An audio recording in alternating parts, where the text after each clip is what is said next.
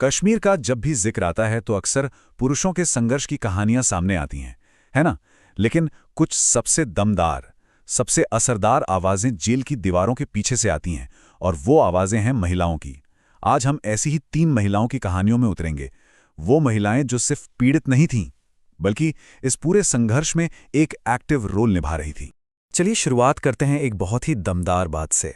अंजुम ज़ुमरुद हबीब, जो एक महिला राजनीतिक आंदोलन की नेता थीं, उन्होंने कहा था, कोई भी जेल किसी के विचारों या कल्पना को हथकड़ी नहीं लगा सकती।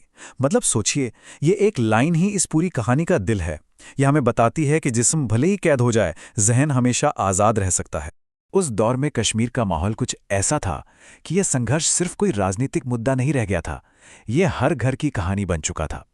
हर एक परिवार में कोई ना कोई था जो या तो मारा गया, या लापता हो गया, या फिर जिसे हिरासत में ले लिया गया था। अब ऐसे में आप ही सोचिए, चुप रहना कैसे मुमकिन था? ये कोई ऑप्शन ही नहीं था। तो चलिए मिलते हैं हमारी कहानी के पहले किरदार से। इनका नाम है आसिया अंद्राबी, एक ऐसी शख्सियत जिनमें गहरे विरोधाभास थे और जिनका विश्वास बिल्कुल अटूट था। आसिया ने एक संगठन बनाया जिसका नाम था दुख्तराने मिल्लत। इसका मकसद था इस्लामी तालीम के जरिए औरतों को उनके हक और उनकी जिम्मेदारियों के बारे में बताना, उन्हें एक तरह से एम्पावर करना। आसिया को समझना, देखिए, इतना आसान नहीं है। उनकी पहचान को लेकर 2 बिल्कुल अलग अलग नजरिए थे।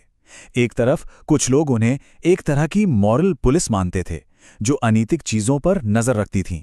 वहीं दूसरी तरफ उनके जो समर्थक थे, वो उन्हें औरतों की एक दिलेर रक्षक, एक सेवियर के तौर पर देखते थे। उनकी विचारधारा को समझने के लिए उनके ही शब्दों से बेहतर क्या हो सकता है? आसिया ने कहा था, मेरा पक्का यकीन है कि सभी इंसानों को इस्लाम कबूल करना चाहिए। सिर्फ जिहाद ही इस्लामी ईमान की हिफाजत कर सकता है। इससे उनकी कट्टरपंथी सोच और एक इस्लामी राज्य की मांग बिल्कुल साफ हो जाती है। तो सवाल ये उठता है कि आखिर आसिया इस रास्ते पर चली ही क्यों?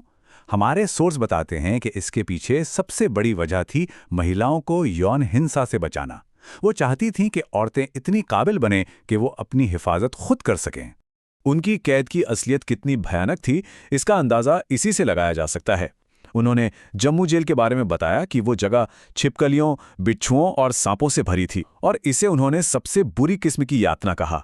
मतलब खाना ऐसा जो खाया ना जा सके, कोई मेडिकल केयर नहीं, और गंदगी की तो कोई हद ही नहीं।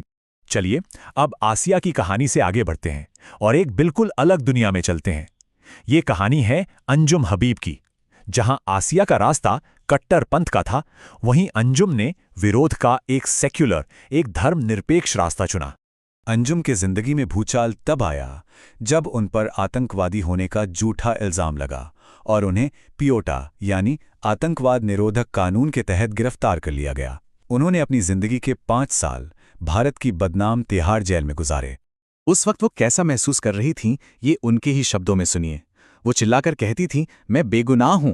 उन्होंने उस तजुर्बे को आत्मा को निचोड़ देने वाला बताया। उस बेबसी और उस नाइंसाफी को महसूस किया जा सकता है। अच्छा, यहां एक कानून का जिक्र आता है, PSA यानी पब्लिक सेफ्टी एक्ट। ये एक ऐसा विवादास्पद कानून था जो अधिकारियों को किसी को भी बिना मुकदमे के हिरासत में रखने की इजाजत देता था। जाहिर है, एक वकील ने भी इसकी आलोचना करते हुए कहा था कि जिन्हें इस तरह गलत तरीके से कैद किया जाता है, उन्हें कभी कोई मुआवजा तक नहीं मिलता। जेल से बाहर आने के बाद अंजुम ने अपनी जिंदगी मानवाधिकारों के नाम कर दी।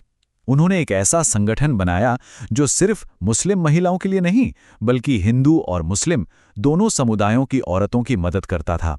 उन्हें हुनर सिखाता था, रहने की जगह देता था, और सबसे जरूरी, अपने हक के लिए लड़ना सिखाता था। जेल की 4 दीवारी के अंदर भी अंजुम ने अपनी आज़ादी को मरने नहीं दिया।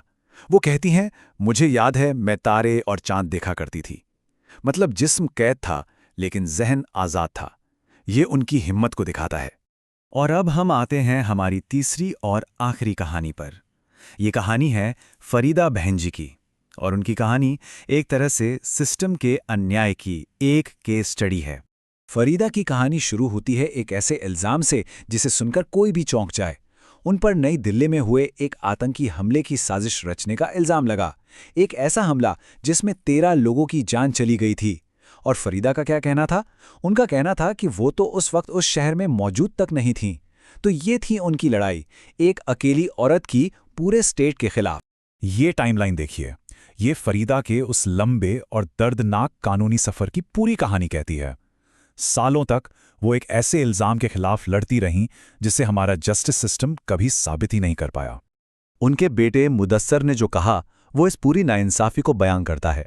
उन्होंने कहा कि एक जज ने खुद माना कि हमारा जुडिशल सिस्टम टूटा हुआ है और ये कानून के खिलाफ है कि भारत एक बेगुनाह औरत को 5 साल से ज्यादा सलाखों के पीछे रखे। तो कागजों पर तो फरीदा आज़ाद हैं, पर क्या वो सच में आज़ाद हैं?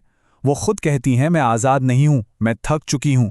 सोचिए उस इल्ज़ाम की असली मानवीय कीमत क्या थी, एक ऐसी कैद जो कभी ख़त्म ही नहीं हुई। तो ये थीं 3 महिलाएं, 3 बिल्कुल अलग अलग रास्ते। लेकिन अब सवाल ये है कि क्या इन कहानियों में कोई ऐसी बात है जो इन्हें एक दूसरे से जोड़ती है? और यहीं पर यह कहानी बहुत दिलचस्प हो जाती है। देखिए, अगर हम विचारधारा की बात करें तो ये तीनों महिलाएं एक दूसरे से बिल्कुल अलग है। एक कट्टरपंथी हैं, एक सेक्युलर हैं और एक राजनीतिक कार्यकर्ता।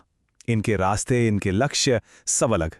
लेकिन एक चीज है जो इन तीनों की कहानी में कॉमन है, वो है जेल का तजुर्बा, वो दर्द, वो तकलीफ।